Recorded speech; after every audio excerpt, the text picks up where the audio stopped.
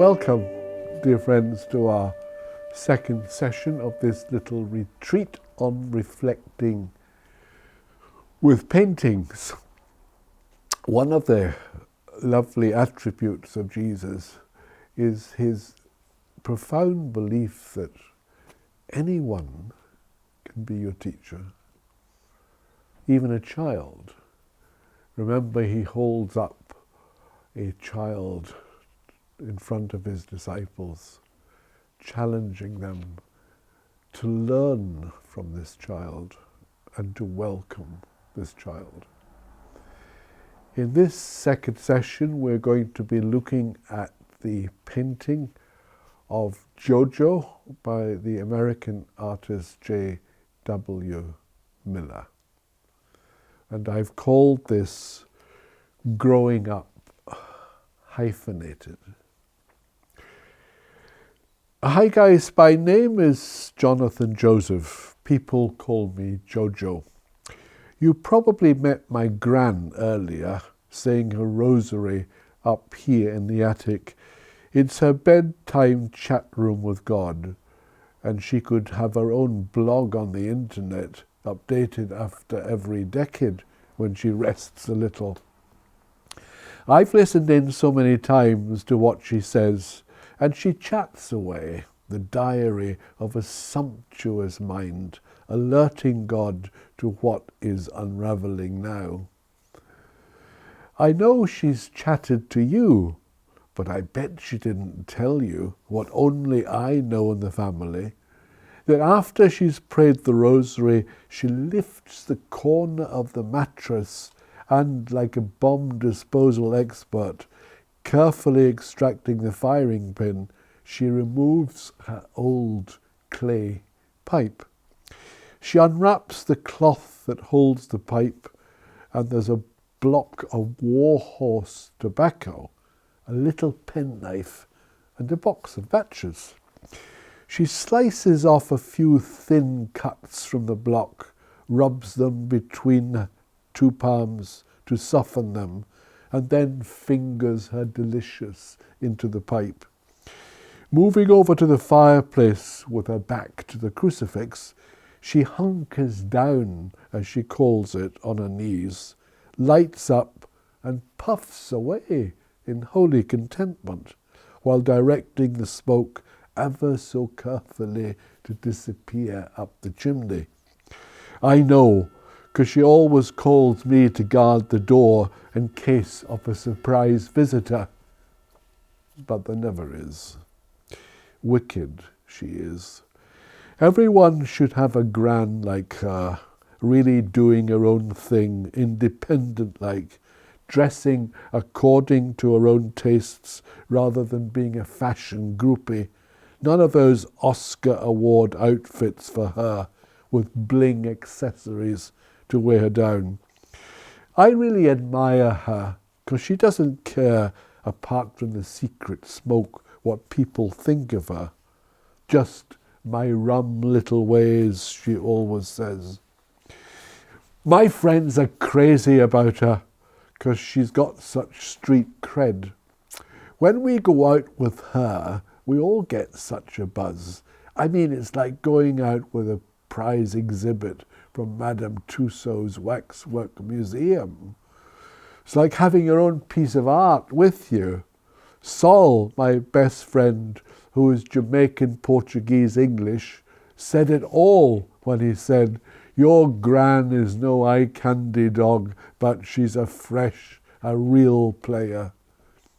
He reckoned Gran could launch a new street style, Irish Gothic or pensioner punk. One day we left Gran standing outside the Virgin Mega Store in Piccadilly Circus, and when we came out she was shaking with laughter because some people had given her money thinking she was a homeless bag lady or was selling copies of the big issue. She gave me all the coins, £13 and 7p, her favourite charity, she said.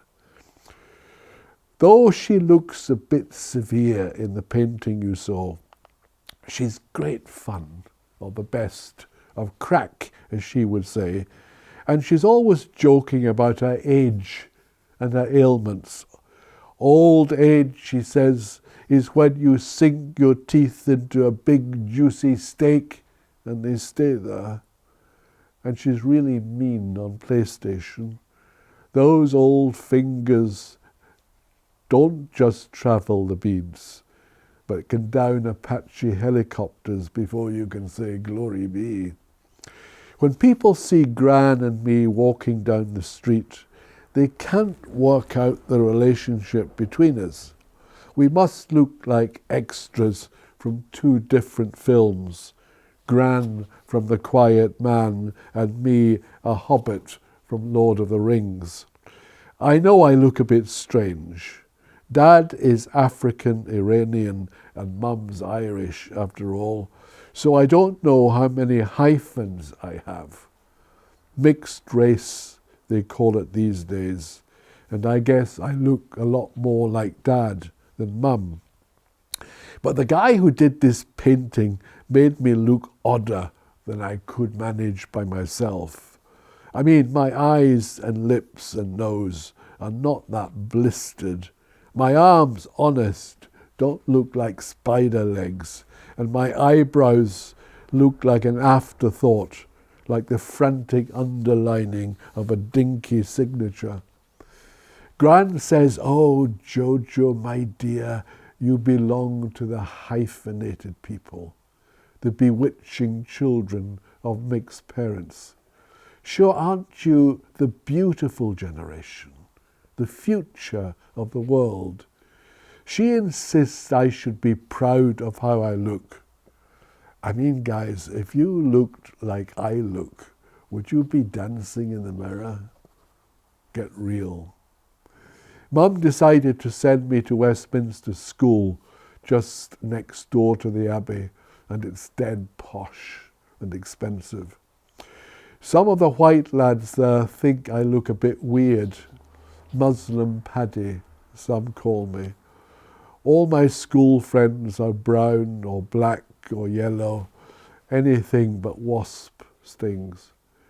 Oh, I know that when people look at me, they think I'm a refugee crackhead or some chickenhead peddling ecstasy in the playground. I can see it in their eyes, marking me down. 3 years before I entered the school, I had to sit pre-interview tests in maths, English and reasoning. After the interview, I was awarded a conditional place for when I was 13. Gran said, "Jesus, Mary and Joseph assist me in my last agony, but what is conditional about you? Tell me."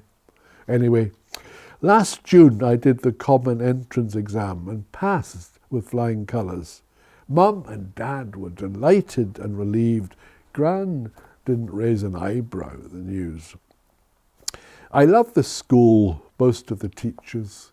Sporting activities are known as stations, and they have the usual public school stuff like squash and fencing and rowing. But sadly, no skateboarding. A bit too ghetto, I guess, for them. Just like I look. I'm addicted to skateboarding, mostly street skating on pavements, curbs, benches, handrail steps, on anything that surfaces along the way. I'm just about getting used to some moves, now struggling with a front side pop shove it. Basic stuff, but difficult. You put your right foot in the middle of the deck and your back foot on the tail, then bend your knees and start to jump while hitting your tail to shove it around, and as you watch your board rotate below you, you catch it to stop it from over-rotating, and when you land on the board again, you keep your balance and goofy foot away. Sounds easy. Believe me, it isn't. I'm getting the hang of it now, and Gran always cheers when I land right, whooping it up like I've scored for Chelsea. "Aren't you just great, son?" she will shout, "Aren't you just great?" Nobody else thinks I'm great. She is my numero uno fan, well, to be honest, my only one. And when I end up in a tangle of arms and legs and wheels, she'll pick me up and dust me down and say, "Oh, don't worry, son, next time." I often wish I could see me like Gran does. I mean, when Gran looks at me, I feel different, sort of important when I look in her eyes and she beams from ear to ear, making thousands of wrinkly lines so her face looks like Euston Station from the air.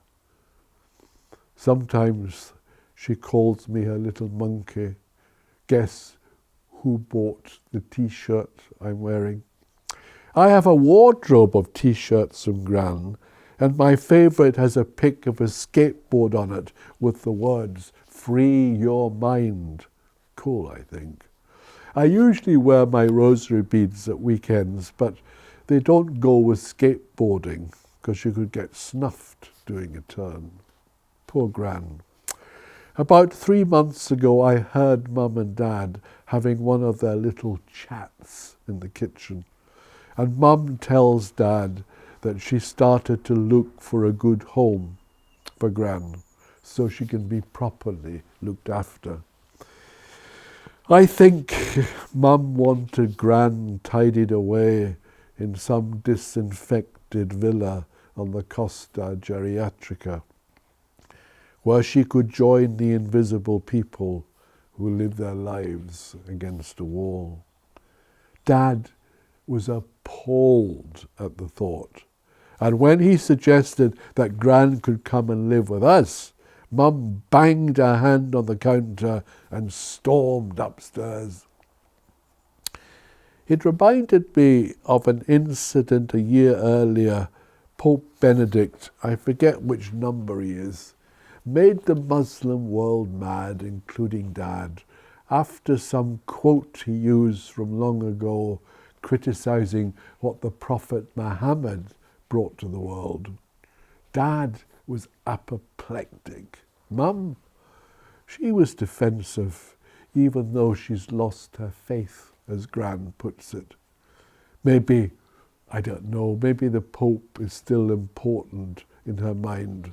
Mum and Dad, you know, they didn't speak for 2 whole days, instead appealing to the 4 of us for agreement. How could we settle the argument? I don't know about my 3 brothers, but me, I don't know who I am. I don't know who to lean to, a committed Muslim dad or a lapsed Catholic mum. I don't feel, to be honest, I belong in either world, but have a sense that I'm a muddled refugee from both. I'm in between 2 different planets on a collision course, and I feel alien in my own place. That's, of course, if I had such a thing as a place. Hyphenated people like me find themselves with a family, a postal code, and a country. I have a British passport, or at least an EU one, I forget which, since Mum always keeps it safe. I go to an English public school and benefit from the best education available, but all this doesn't add up to a secure identity, an awareness of self, a feeling of belonging, a sense of being accepted for who I am. Even though I have an address, I don't feel I have a place somehow. I've got no here to belong to. I don't know if this makes any sense to you. I do know that Gran has a mega sense of herself. And I don't mean that in an affected way. And I really think, I really wish I had a dollop of that. I also think that one of the reasons, because of her sense of self, I think this is why Dad admires her so much. I know Dad worships Gran, and Gran returns the favour. Mum says they're a mutual veneration society. While Dad adores Gran just as I do, I feel that Mum and Gran are poles apart. Don't get me wrong, they love each other in their own peculiar Irish way.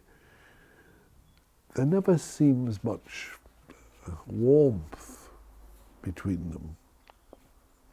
Polite, yes, except the day Mum got angry when she was taking Gran to the ballet in Covent Garden, and when Gran came down the stairs in her usual outfit, Mum exclaimed, "Oh, Mammy, you look like you've assembled yourself deliberately from the leavings of a jumble sale."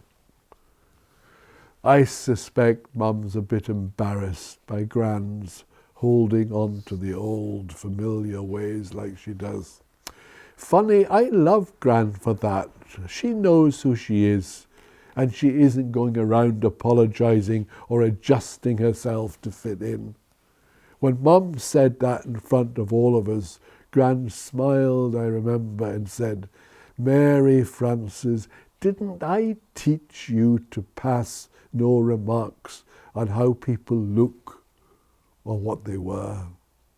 Sure, doesn't it take all sorts to make up the world? All sorts of people." And she smiled again. Mum's remark must have kicked Gran in the heart. I really felt for her that day. I know Mum loves Gran, their mother and daughter after all, although I've learned there's nothing automatic about love. Last December, Mum took me to the Velázquez exhibition at the National Gallery, explaining to me on the way that cathedrals and churches were now supplanted as places of gathering and pilgrimage by art galleries and theatres, by football stadia and shopping centre. I wasn't sure what she was saying. After the exhibition, which I loved, because half the people in the paintings looked like Gran overdressed, we came out onto Trafalgar Square, and there was a black gospel choir supported by 3 musicians singing Christmas carols on a stage beside a huge Christmas tree. It was a magical sight and sound. We were drawn by the singing of the crowd and the applause, so we moved over and stood at the edge of the crowd to listen. Some people in Santa Claus hats were going around the crowd shaking their yellow buckets, collecting for some charity. The choir started to sing in a really slow tempo, "Away in a Manger." And by the time they reached the 3rd verse, "Be near me, Lord Jesus, I ask you to stay, close by me forever, and love me, I pray," I felt Mum begin to shake beside me. And when I looked up, tears were rolling down her cheeks, like she had just heard really bad news or lost someone that she had loved. I'd never seen Mum cry before, and it scared me. So I said, Mum, what's wrong?" She gripped my hand and led me away from the singing and the crowd, away from whatever it was that touched her. And our hand got tighter and tighter as we crossed the busy square, through all the Christmas shoppers and the tourists. And only when we passed Nelson's column and it got quieter did she say, "Sometimes, Jojo, the past you thought was buried comes suddenly back and scars your soul." She hailed a passing taxi, and we travelled home in silence. She never mentioned it again. When I spoke about it to Gran that night after her pipe, she smiled at me and said, "Jojo, my dear, you can't ditch your past like it's an old overcoat. It will come back to wear you." I'm not sure, to be honest, what she meant. One thing I need to say, the reason I leaked the secret about Gran and the pipe is because Gran died last week. I tell her secret now, not to expose her, but to venerate her as the most self-made person I know, a real player, as Saul called her. We all flew over to Donegal for the wake and the funeral, and Saul came with us, paying the fare from his pocket money. "Yo," he said, "we just lost our gang leader. Respect has to be paid. But who will be real with us now, bro?" Hundreds of people shook my hands and murmured, "Sorry for your trouble." The mass was packed out, with people standing everywhere, and all the shops in Creasler were closed out of respect. It was the saddest day of my life, saying goodbye to Gran as she went upstairs forever. The parish priest, he said nice things about her, and Mum added a few thoughts at the end of the service, but neither caught the spirit of Gran. The four of us boys got to take up the offertory gifts, wine and hosts and stuff.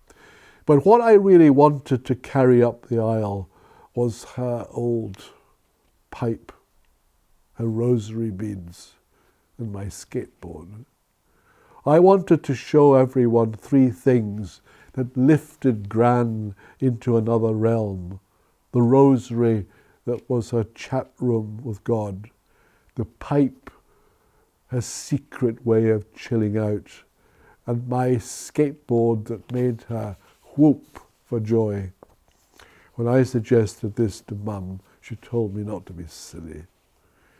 Most of all, more than anything, I'd like to have played her voice, that soft, strong voice that launched me on 1,000 jumps and soothed me on 1,000 crash landings.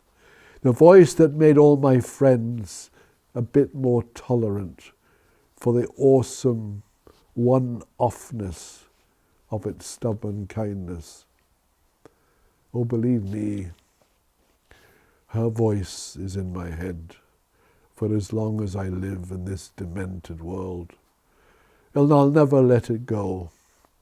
And when people call me Muslim Paddy or saucer eyes or snake lips, I'll see Gran standing there beside me in her old bonnet and coverall dress, hugging me with her eyes, whooping it up and shouting, drowning out all the other voices in the world. "Aren't you just great, son? Aren't you just great?" Some nights, when I'm lonely, I slip into Gran's room and chat with her. Her room's been redecorated, the minimalist look, I believe it's called, and the Jesus figure has been packed away somewhere, and her personal stuff has disappeared in black bags, taken to God knows where. What charity shop would want them? How quickly I thought the remains of a life can be tidied away. When I go into Gran's room, I kneel down by the fireplace, hoping to catch a whiff of her clay pipe.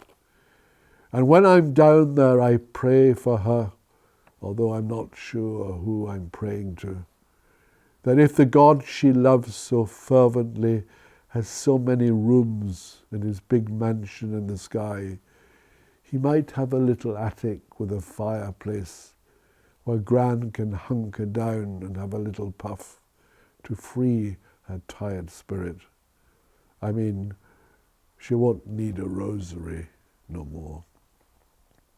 Anyway, I'd better sneak back to my own room now and leave this redecorated, smokeless zone to itself. Good night. Or as Gran would say, good night now.